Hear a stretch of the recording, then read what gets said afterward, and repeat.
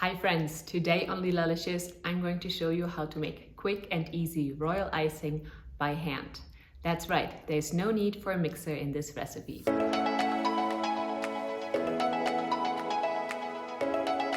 Because of the egg white in royal icing, it dries really quickly into a firm consistency, so it's perfect for building gingerbread houses, for attaching decorations, and also for creating a layered effect when decorating cookies. The main ingredient in royal icing is powdered sugar, but if you're looking for a way to decorate your low-carb cookies, you can replace it with a powdered sugar-free sweetener like powdered swerve or Lakanto's powdered monk-fruit sweetener. First up, we need to sift 1.5 cups of powdered sugar.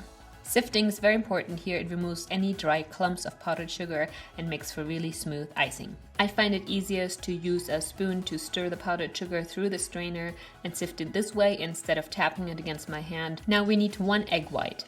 I'm just separating 1 large egg here, removing the yolk and just keeping the whites. If you prefer, you can also use a 1/4 cup of pasteurized egg whites from a carton. And the last ingredient is 1 teaspoon of lemon juice. The lemon juice is optional, but it makes for a great tasting icing. It helps to cut the sweetness of all that powdered sugar. Now add the lemon juice to the egg white, as well as 2 tablespoons of the powdered sugar. I'm going to use a metal decorator spatula, but you can also use a simple butter knife. Using these instead of a whisk allows for minimal air bubbles to form inside of our icing. Stir or cut the icing sugar into the egg white mixture until it's completely combined and you don't see any more dry powder. Only then add the next addition of 2 tablespoons of powdered sugar and repeat. Adding the powdered sugar in stages helps to minimize any sort of lumps to form in our icing and makes it really nice and smooth. Continue in the same way with the rest of the icing sugar. Depending on your desired consistency, you may not need all of the powdered sugar.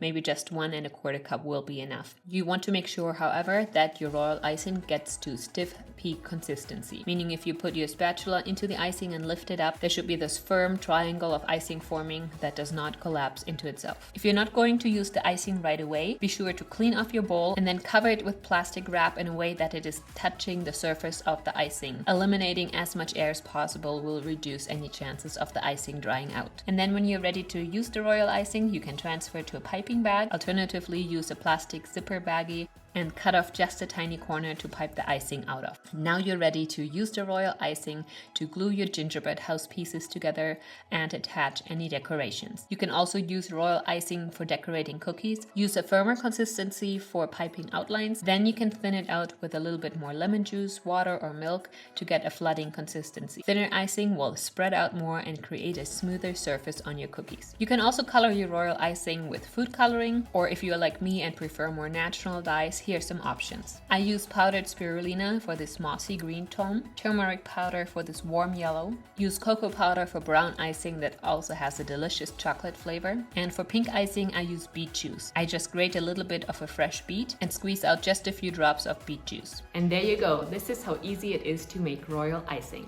Thank you so much for watching. See you next time.